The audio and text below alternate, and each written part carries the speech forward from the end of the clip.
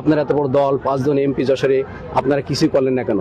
কিন্তু আমি দেখলাম এখানে যদি আমাদের হাজার হাজার জনগণ চলে আসে তাহলে এখানে এই সাধারণ জনগণের সাথে একটা হিসিং হবে, মাদ্রাসা কর্তৃপক্ষের সাথে হিসিং হবে। এটা আমি কখনোই চাইনি, কারণ আমি তো কওমি মাদ্রাসার পক্ষে, মাদ্রাসায় ছাত্ররা পড়ুকের পক্ষে কিন্তু আমি আছি। আমি জনগণের বিপক্ষে কোনো ভূমিকা নিতে চাইনি। এই কারণে আমি নিজে ক্ষতিগ্রস্ত হলেও আমি ধৈর্য ধারণ করেছি এবং প্রশাসনের মাধ্যমে একটা সুরাহা হোক, আমি সেটাই চেয়েছি। একটি অনাকাঙ্ক্ষিত ঘটনাকে কেন্দ্র করে গতকাল সকাল থেকে প্রায় আমি 12 ঘন্টা বাসা অবরুদ্ধ ছিলাম।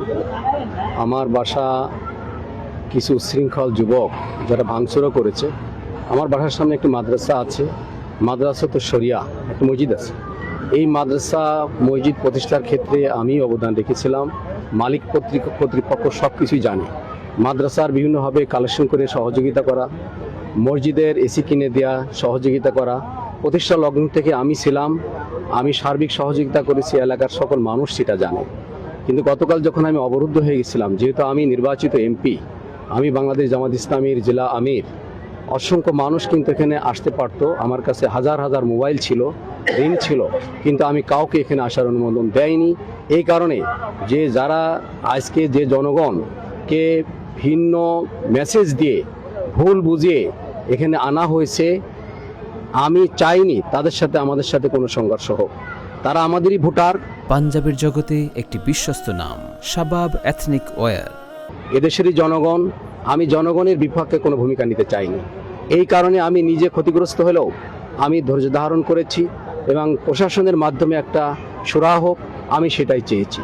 এতে হয়তো অনেকে অনেক কিছু বলতে পারে যে আপনারা এত বড় দল 5 জন এমপি যশোরে আপনারা কিছুই করলেন না কেন?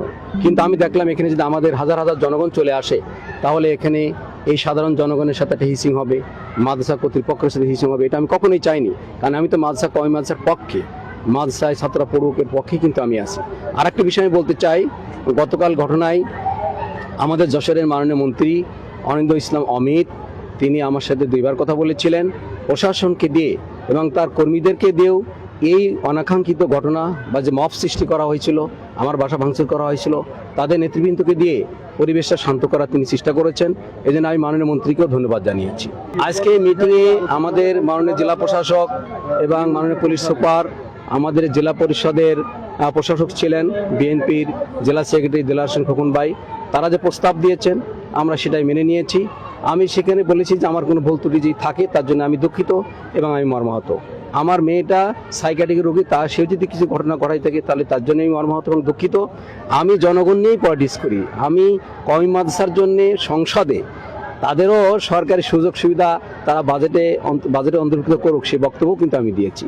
যাই হোক, এখানে যেটা ঘটনা ঘটছে, যে সালিশ হয়েছে বা যেটা মীমাংসা হয়েছে, আমি স্বতঃস্ফূর্তভাবে তাদের সেই মীমাংসাটাকে মেনে নিয়ে আমি সেখানে চলে আসছি। আমি তাদেরকে ধন্যবাদ জানাই।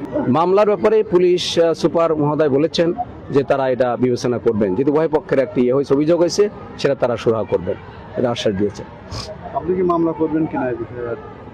আমরা একটা অভিযোগ করেছি থানায় গতকাল, কারণ আমার মেয়েও তো আহত এবং আমার বাসা যায়, আপনারা যাই দেখেন, বাসার অনেকগুলো গ্লাস তারা ভেঙে দিয়েছে, অকথ্য ভাষায় গালিগালাজ করেছে, এমনকি ড্রিল মেশিন দিয়ে আমার বাসার গেট ভাঙারও তারা চেষ্টা করেছিল। তবে আমি এই বিষয়টা ভুলে গেছি, যারা এগুলো করেছে তাদেরকে আমি ক্ষমা করি।